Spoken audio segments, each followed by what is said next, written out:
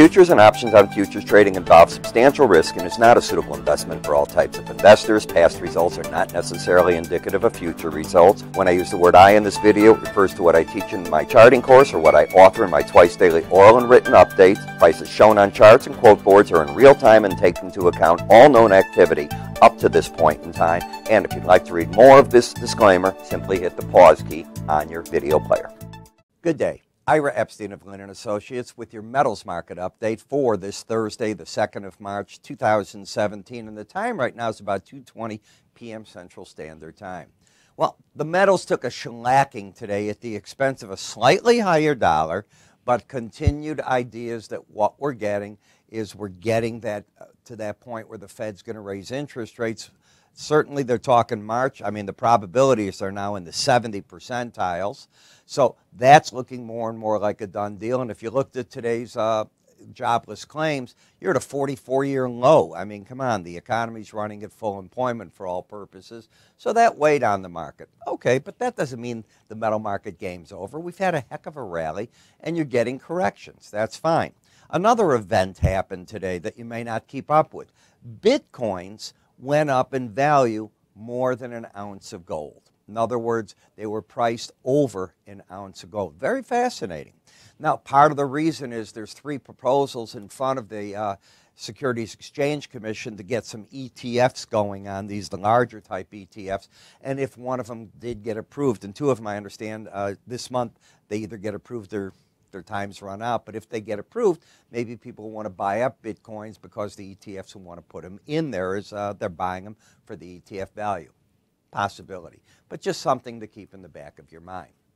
Now, as we take a look at the gold chart, you can see you've had a nice run up, but for the week, you're down $21. And if you take out 12/17/30, the market favors going back and challenging the 18 and 100-day moving average of closes. That's the weekly moving average, not daily. The 18 and 100 week moving average of closes right there. I might have said day. When you take a look at an area chart of closes, the market is starting to slip back. Now, I believe it closed today at 1232.90. That'll be the settlement price, which is obviously pointing down. And if we start getting under this number, the thrust will move from up thrust back to down thrust. So you got to be a bit concerned about that. You can see that the market hasn't quite gotten under these areas right through here. So the swing line low at 1226.80 is still valid.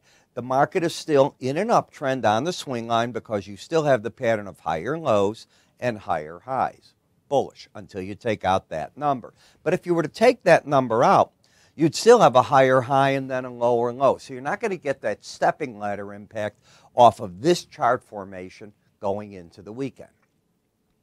The battleground, well, you came right back to the 18-day average. You're fighting there. Should the market fall again and take out that 1226 level, 1226.80, it might slide to the 100-day average of closes, and between those 2 numbers is where I'd expect the market to start churning.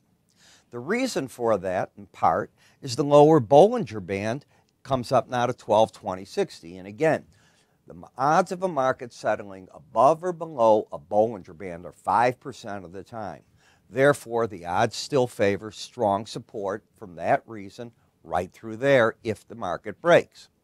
If we come in and we looked at the embedded readings that we had, when you lost the reading, not there, but the next day here, right there, what had happened is when you lose it, price often, not always, but often goes back to the 18-day average. It did it in that case right away. So now it's just bouncing along here, but this momentum is now gone. So you've lost all that upside momentum, and the odds favor you're going to have more of sideways action for a little bit right here.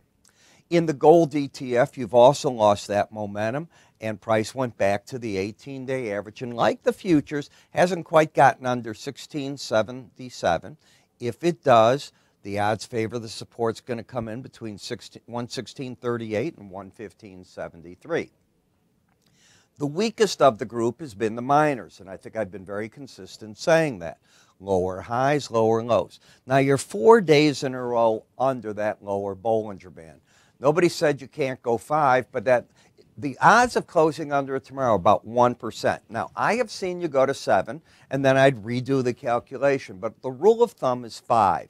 So if you go back on this chart and you use that rule of thumb, how many days did you close over, under, go way back, I think you'll find it to be a fairly accurate rule. The gold-silver ratio, big correction. What happened? You got down yesterday and closed 67.61. The last break low, which I've had up here all this time for you, 67.52. So this zone has become exceptionally important, and the market has re-entered an upthrust now until 67.61 is taken out. Yeah, that fast. So gold suddenly became faster than, stronger than silver in a very quick manner. But it's what happened, and it's a big correction. The silver market today gave up trying to hold on to the, at first it was, and we can come back here into the 1830s, and that's because of where another key moving average was. When it lost the embedded reading today, game over, you fell right away, just like in gold, which is sort of, that doesn't often happen that way.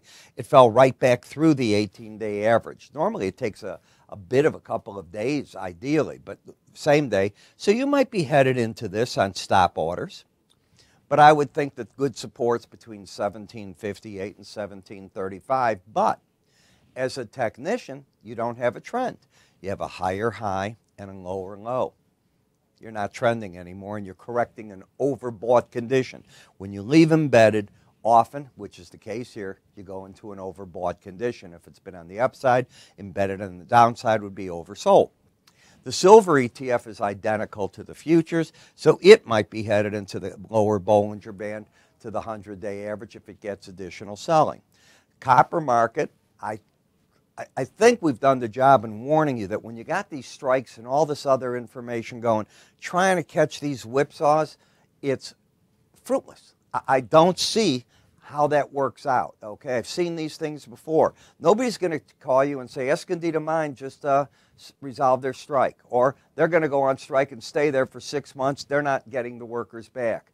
Grasberg, they're getting their export license from the Indonesian government, or no, they're not. So it's the back and forth whipsaw, not enough information for a lot of traders. In an unusual move, platinum has gone from the upper Bollinger Band to the lower Bollinger Band in all of 4 trading sessions. Unusual.